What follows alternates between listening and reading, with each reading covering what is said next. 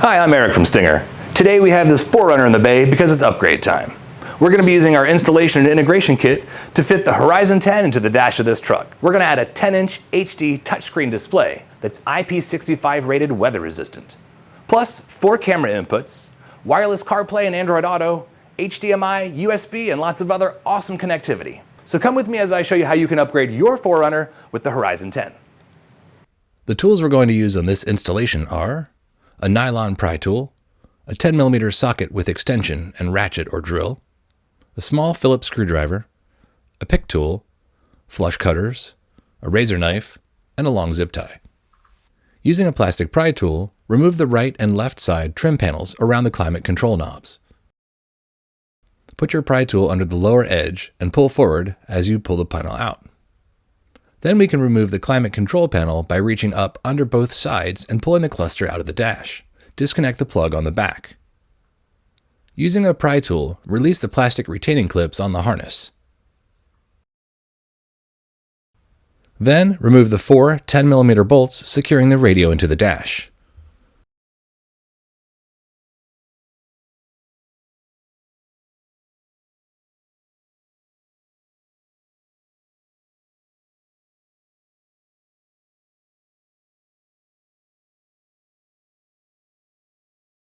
Now we can remove all the connectors on the back of the radio.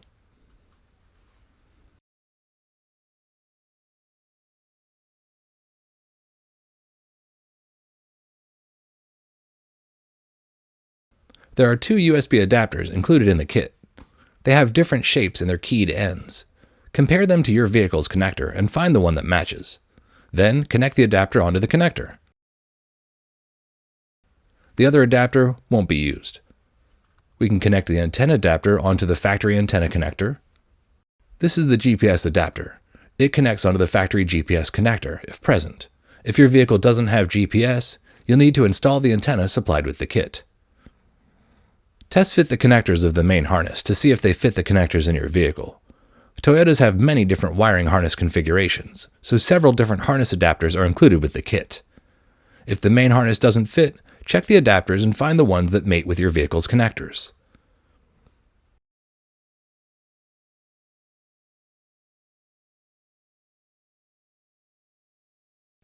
On the bench, place the factory radio bezel face down on a soft surface, like a towel, or you can use the bubble wrap supplied with the kit.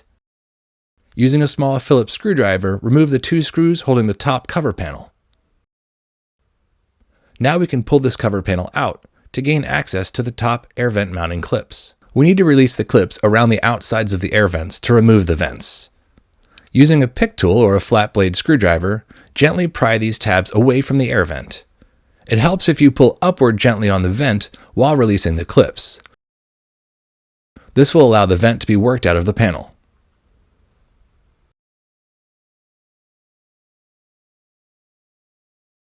We'll take a closer look at this process.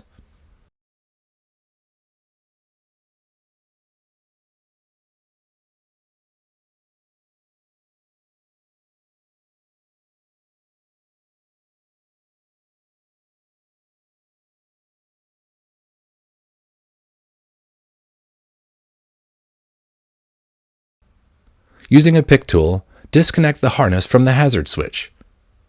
We also want to release the hazard switch plug from the side of the radio. Using a pick tool, release the 2 mounting clips to free the cable.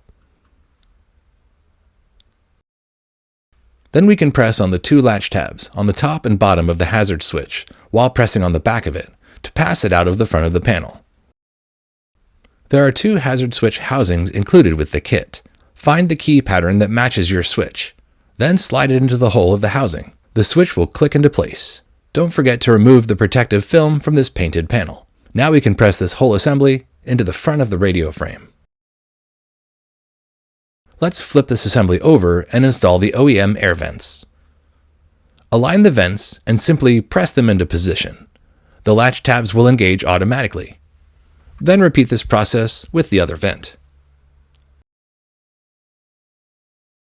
Remove the protective film from the display mount bucket. Now using flush cuts, remove the 2 half-moon shaped plastics from the opening. Then using a razor knife, trim them smooth to allow the cover panel to be installed.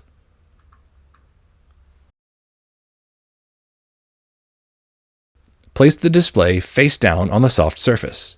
The LVDS cable is the same on both ends. Slide one of the end connectors into the back of the display. Slide it up to lock it into position. Then pass the cable through the split ring at the bottom. The LVDS plate has tabs. If we align those with the notches on the back of the display, we can easily install the cover, then slide it down into position. Now we want to install the locking screw using a small Phillips screwdriver. To make the display weather resistant, we have to install the rubber plugs into the 6 innermost holes, leaving the top and bottom holes open for the mounting screws.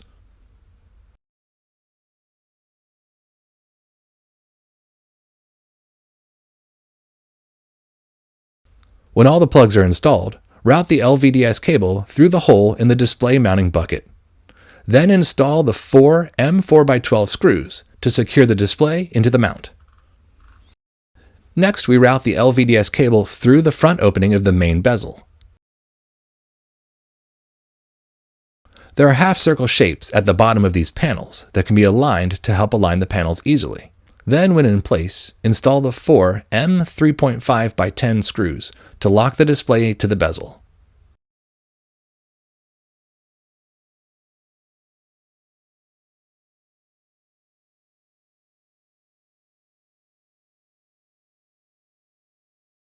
Using a pick tool, remove the 6 plastic mounting clips on the posts of the factory radio.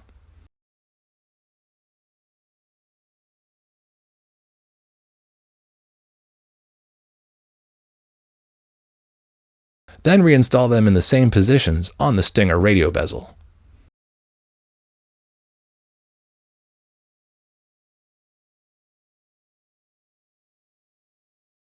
Using 4 of the supplied zip ties, mount the radio replacement module to the mounting bracket. Passing the zip ties through the mounting tabs on the end of the module, then through the holes in the bracket.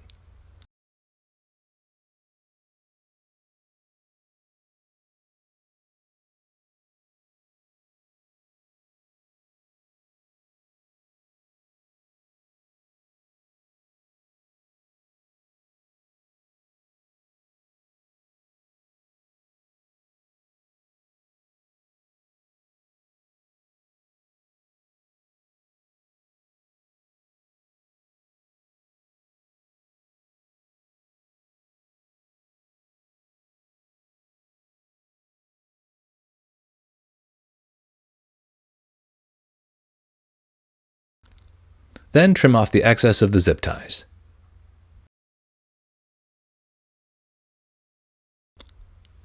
On the Radio Pro module, turn all the dip switches off to the up position. Then move only dip switch number 3 down into the on position. Now we can assemble the radio module and brackets. We're going to position them on the sides of the module with the Radio Pro below, like this. Align the lower holes in the left-hand bracket, labeled LH, with the holes on the left side of the radio module. Then install 2 of the M5x10 Phillips screws to secure the bracket to the module. Then repeat this process on the other side of the module with the bracket labeled RH, aligning the holes and installing the screws.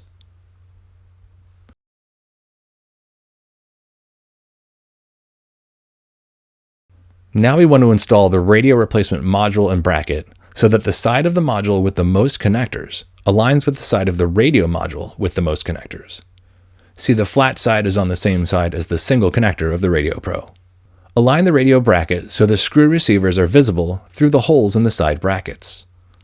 Then install 2 of the number 10 by 3/8 inch truss head Phillips screws on each bracket. Be sure the screw tip goes below the bracket into the receiver.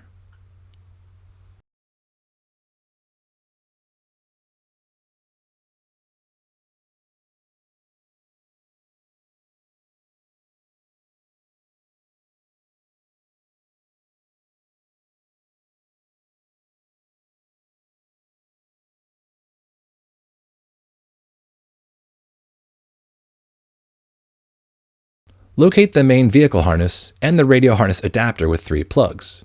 Align the latch tabs on the Molex connectors and connect them to join the harnesses.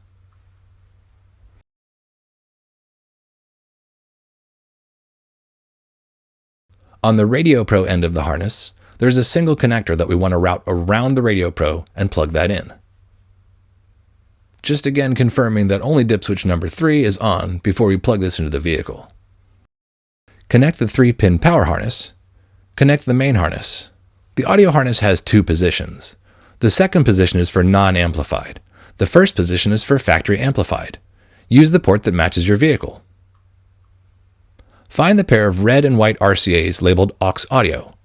Connect these into the red and white RCAs from the 16-pin AV harness.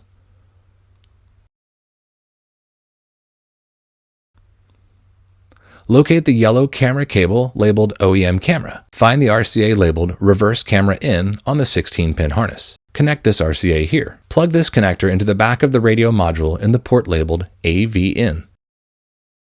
This 3.5mm connector is for the external microphone, which we'll install in the vehicle later. This harness featuring the RCA connectors is used for expanding the audio system with amplifiers.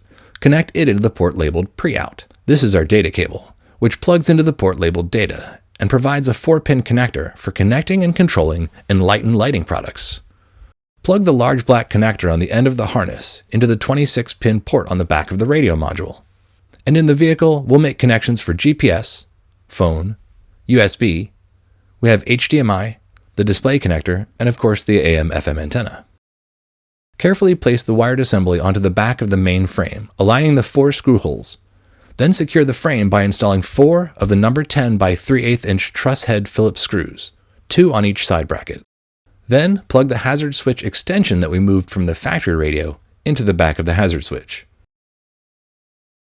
Our infotainment unit has a built-in microphone right in the screen. But if you wish to install the external optional microphone, there are 2 mounts included, a clip mount and an adhesive-based mount. Find an ideal mounting location for the microphone, typically at the top of the A-pillar. Then, mount the microphone to the A-pillar, and using a nylon pry tool, carefully tuck the cable behind the A-pillar and run it down behind the weather stripping. When you get to the bottom of the dash, use a long zip tie to route the cable up to the radio opening. Be sure to route the cable up, avoiding the footwell area and any other moving parts. Pull the slack of the microphone cable through the radio opening. Bundle up the excess cable and secure it with a zip tie. Then trim off the excess of the zip tie.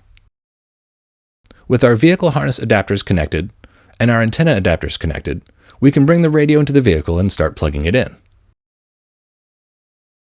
Plug in the multiple vehicle connectors.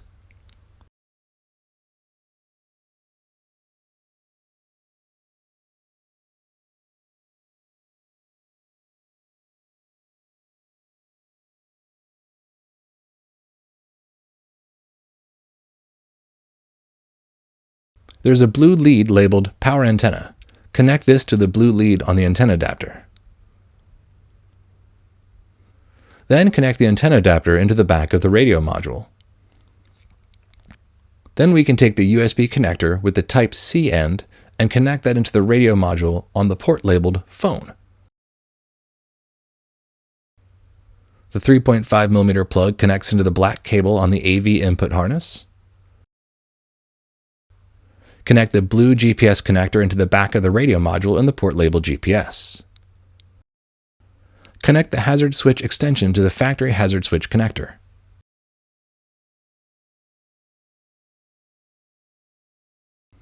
Then, carefully guide the cables into the dash, and slide the radio assembly into position, aligning the top retaining clips to the dash. Push on both sides to secure the assembly into the dash. Now we can turn the vehicle on and do a functionality check.